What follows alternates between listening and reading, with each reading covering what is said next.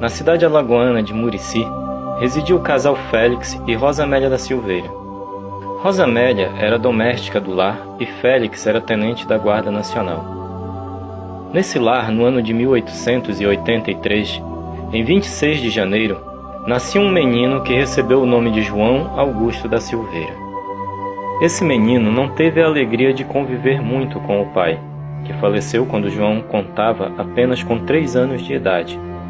Não desfrutou da companhia do pai, não pôde brincar com ele nas calçadas da rua de Murici.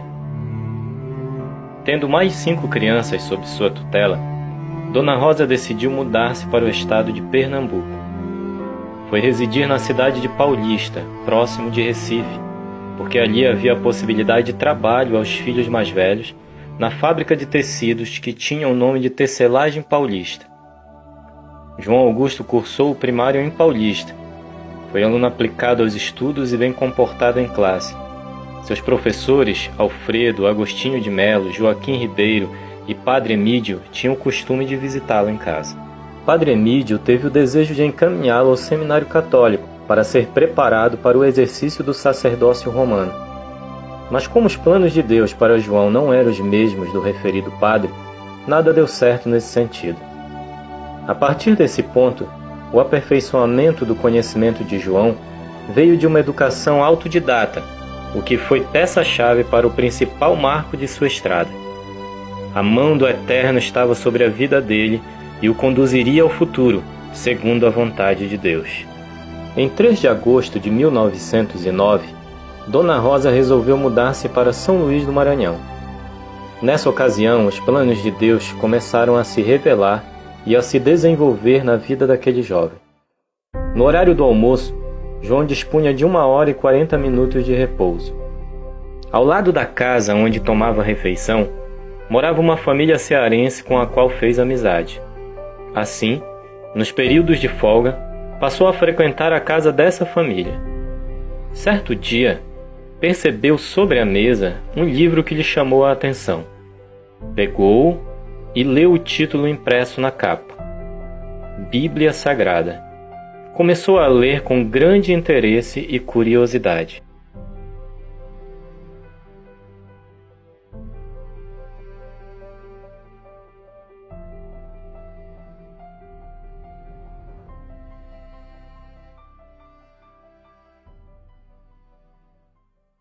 Senhor João, eu percebi seu interesse, mas, se me permite, essa Bíblia é protestante. Aí eu tenho uma católica, se o senhor quiser, pode continuar estudando nela. Isso muito me interessa. Vou pegar.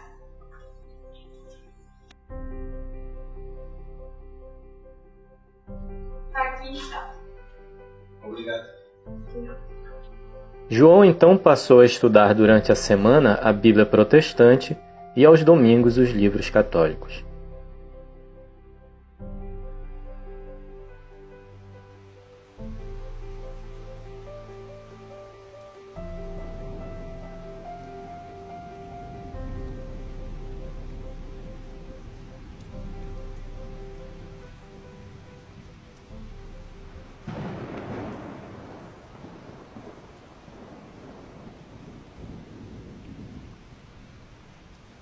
Cuidado! Aquele é o Sr. Félix. Ele é protestante. Evite conversar com ele. Todavia, como os caminhos de Deus não são os nossos caminhos, e os pensamentos de Deus são mais altos que os nossos pensamentos, a observação dirigida ao jovem João teve efeito exatamente oposto ao que se imaginava.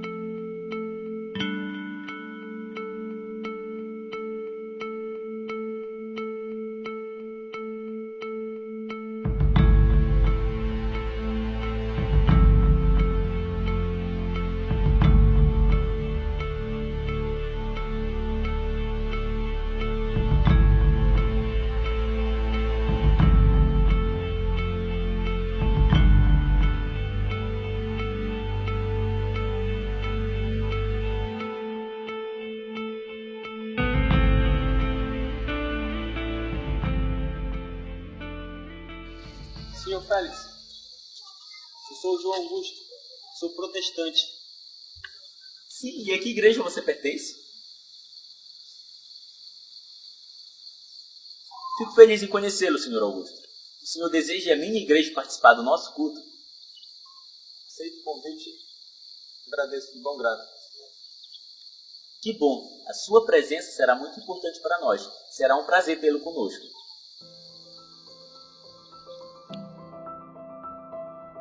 O Sr. Félix era fundador da Igreja Presbiteriana no Maranhão. Naquela noite de sábado de 24 de dezembro de 1909, João ouviu seu primeiro sermão evangélico na voz do reverendo Eduardo Carlos Pereira. Além disso, outra providência divina já começava a se esboçar naquele templo.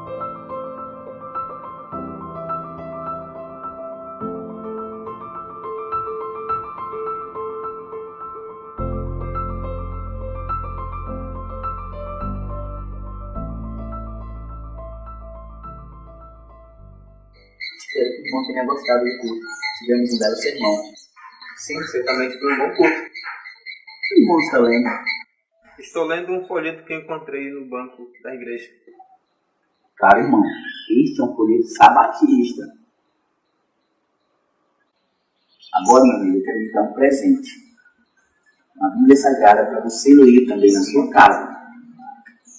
Esse é o melhor presente que já ganhei na minha vida. Muito obrigado. Do Maranhão, a família Silveira retornou ao estado de Pernambuco no ano de 1910. Novas amizades surgiram, e um amigo chamado Sr. Bezerra o convidou a ir à casa do Sr. Medeiros, em Recife, onde assistiu seu primeiro culto na Igreja Adventista do Sétimo Dia. Aceitou a doutrina adventista e defendeu-a com ardor, especialmente a obediência aos 10 mandamentos da lei de Deus. Foi batizado nas águas no dia 30 de junho de 1912. Em junho de 1912, João Augusto participou de um curso de colportagem e trabalhou como colportor em Recife e no sul de Pernambuco. Em 6 de abril de 1914, casou-se com a jovem Marcionila Ferreira da Silva, e desse matrimônio nasceram 5 filhos: Jair, Otoniel, Junílio, Ozi e Divalda da Silveira. João Augusto foi convidado para substituir, por um período de 10 meses de experiência, um obreiro que havia sido transferido. Aceitou o convite. Passaram-se os 10 meses e ele continuou no ministério durante 11 anos. Em 1922, recebeu a credencial de ministro licenciado e ainda no mesmo ano foi consagrado ao ancionato, que equivale a presbítero, segundo a própria Bíblia Sagrada. Na Igreja Adventista do Sétimo Dia, permaneceu até 1928, pedindo seu desligamento do ministério da Igreja por motivos essencialmente doutrinários. Suas próprias investigações bíblicas levaram-no a aceitar a doutrina do batismo no Espírito Santo, com o dom de línguas estranhas, conforme ensina a Bíblia Sagrada. Em 9 de janeiro de 1929, recebeu carta de boa conduta nos seguintes termos: o fim da presente é certificar que o Sr. João Augusto da Silveira esteve empregado em nossa organização durante 11 anos, mostrando sempre boa vontade ao trabalho. É pessoa honesta e de toda a confiança, saindo de nossa organização por sua livre e espontânea vontade. Com o passar do tempo, João Augusto foi se apegando mais e mais à doutrina do batismo no Espírito Santo, atitude igualmente tomada por sua esposa. A conferência de 1928, em São Paulo, recusou a prática de receber, por votos, crentes procedentes da Igreja Batista, e os já recebidos teriam de passar por novo batismo. A partir dessa notícia, muitos crentes fiéis se desligaram do movimento com o passar do tempo e formaram uma congregação. Um dia, o pastor João Augusto encontra-se com um dos decepcionados separatistas de frente do salão deles, e este lhe diz em tom de lamento: Meu irmão, eu preciso muito falar com você. Essa noite eu tive um sonho terrível que me deixou muito aflito. Eu sonhei que esta casa, este lugar de adoração, estava sendo consumido pelo fogo. Isso é maravilhoso, meu irmão. Maravilhoso? Como assim maravilhoso? Fogo é símbolo de purificação. Quem sabe Deus vai queimar a miséria espiritual que domina essas poucas almas que ainda restam neste lugar. Não sabemos exatamente quantos dias se passaram depois que essas palavras foram proferidas.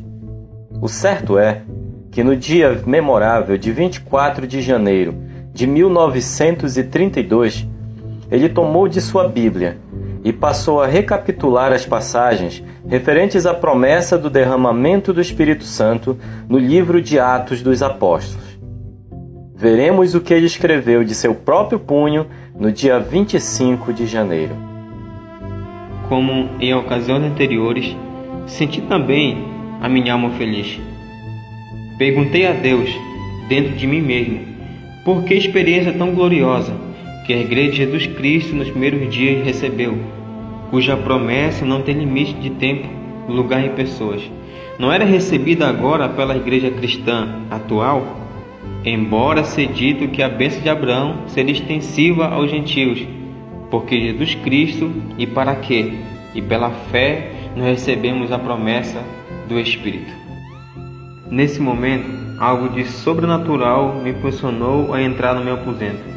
O que fiz? E ali, ajoelhado, perto da minha cama, com as mãos e os olhos erguidos ao céu, pedi a Deus, como quem conversa com maior confiança de um filho ao seu pai, que mutuamente se estimam, que alegrasse a minha alma e não me deixasse ser surpreendido pela morte em circunstâncias espirituais tão incertas. Como a história se repete, não pedi para ser batizado no Espírito Santo, mas aquele que prometeu o Consolador aos seus discípulos e o deu lá no cenáculo, e posteriormente a sua igreja respondeu à minha oração, em línguas estranhas e glorificações ao Pai e ao Cordeiro exaltado. O Espírito Santo completou em meu ser a obra excelsa da Trindade. Possuído do gozo que experimentava meu coração, levantei minha adoração e glorifiquei a Deus pelo que havia recebido. Depois dessa ocasião maravilhosa, o pastor João Augusto levantou-se e contou o fato à sua esposa, que lhe disse: "Só posso crer no que você diz. E o que vai fazer agora?" A essa pergunta, ele respondeu: "Se eu pregava a necessidade do batismo no Espírito Santo, sem ainda o ter recebido, com maior convicção o farei agora."